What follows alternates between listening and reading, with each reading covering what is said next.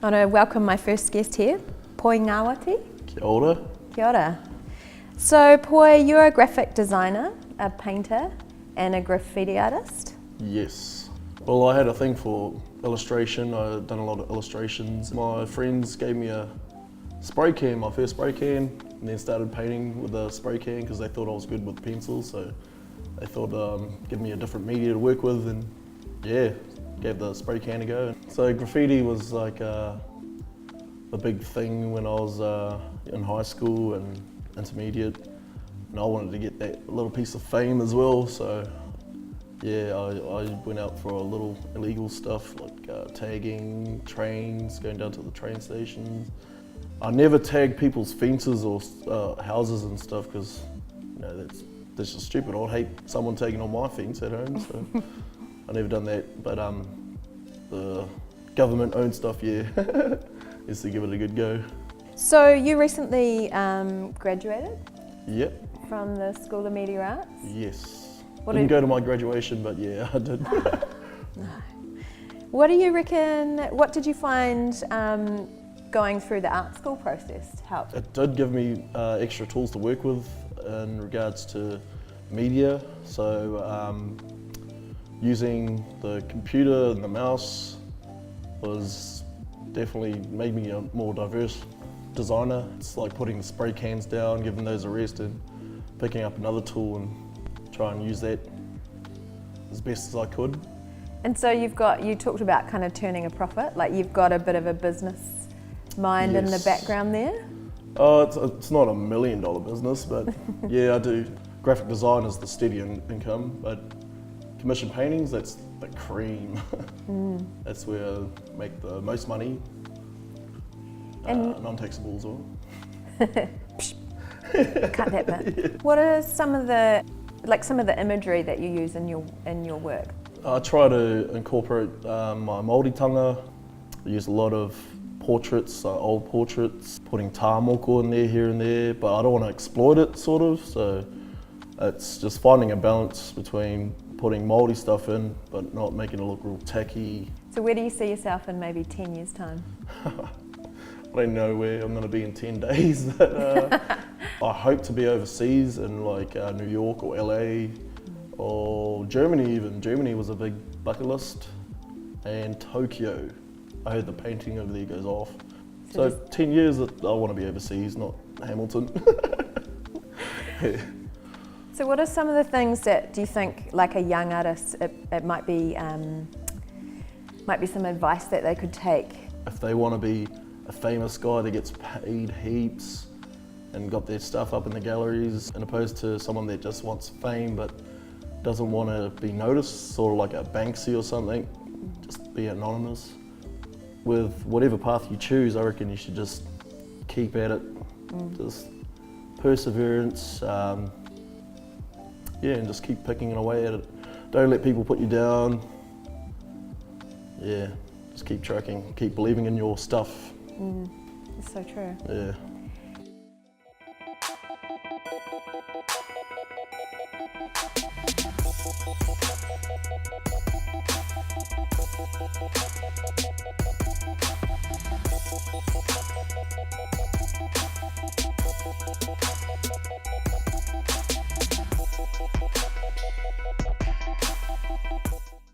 Welcome, Des Nielsen. Thank you. Thanks for coming today to have a chat. Oh, that's all good. Cool. So Des, you're currently studying at Wintec. Does that take up all your time and creative energy, or do you work on other stuff as well? It does take up a lot of time, but I'm a master at procrastinating. I usually end up doing some personal work while I'm during my breaks or whatnot. That just helps me get a few ideas out there.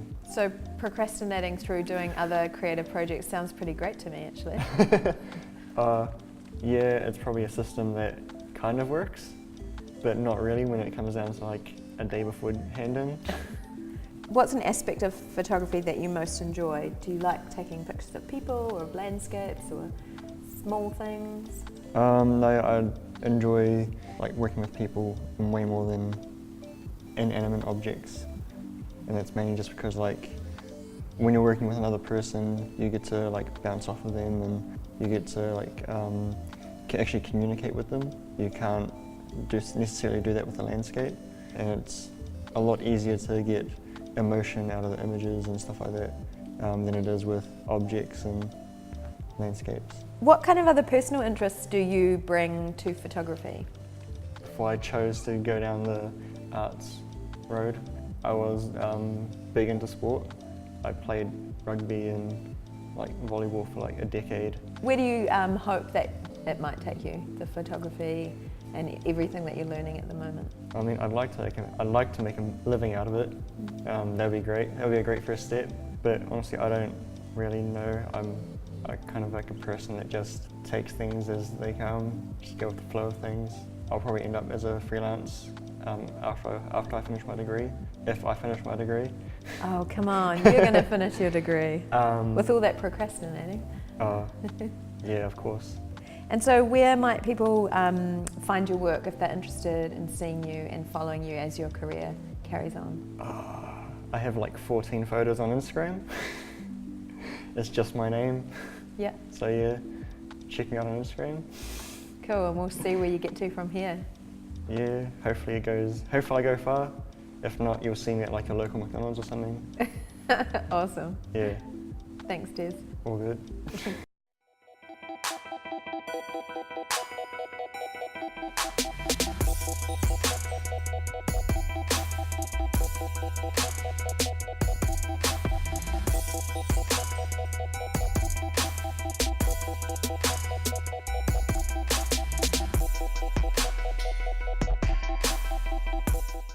Welcome, Hamish. Hamish Hi. Weaver. Yes, that's my name. That's your name. So, Hamish, you're currently studying towards a Bachelor of Communication? Yep. What is your background that brought you to this kind of study? Mainly radio. I've had a big interest in radio since I was about 8 years old. Up to leaving school, that's what I wanted to do when I left school. In my last year of college, when I was year 13, me and one of my best friends, Hannah Wilson, started Otamoto College's first ever radio station, and we put on a radio show. What happens when you get behind the mic? Do you become a bigger personality than you are at home? Or? I feel like you kind of have to, because if I'm just talking normally, people be like, oh, he's kind of boring. So you kind of have to turn it up. So the other aspect of radio, so there's the personality, the kind of comedy, Yeah. getting across things that are happening in the world, Yeah. and then there's also music. What's your kind of passion for music? I'm a massive rock fan, but also my music taste, if you ask my flatmates, is very broad, because I can go from liking pop music to hip hop. When I first started listening to music properly, I was really into rock bands like Nirvana and Foo Fighters, and my music taste kind of grew from there. So you're in the communications school here at Media Arts, Yep. and there's also an art school here. Yep. How do you find kind of being surrounded by these artist types? Good. It's makes me more creative, I feel. Being around people who are always making something. I have a friend, she does communications, but she's starting up her own t-shirt company, putting her artwork on and stuff. So it's just really cool to be around people that are actually here to do something, not just at school when you're around people that didn't want to be there. So what would be your dream job then? Where do you want to find yourself in 10 years' time? My dream job would be on the Drive show on The Rock. Maybe with Jonathan Ben, maybe me and another person, but yeah, that would be my dream job. Or maybe one day, I've always said I'd like to own my own radio station. Could start another pirate radio station. Yeah, maybe, if I can find a boat. Good luck. Yeah. In Raglan Harbour maybe. Yeah, maybe. Yeah. Do you have any advice that you could give maybe there's an 8-year-old watching who's keen on radio? What do you reckon is the way to go? When you're on air, just be yourself, just turn it up to 10. And also, my radio tutor gave me this piece of advice last year, which I always liked. He said that nobody cares about you, you make people care about you.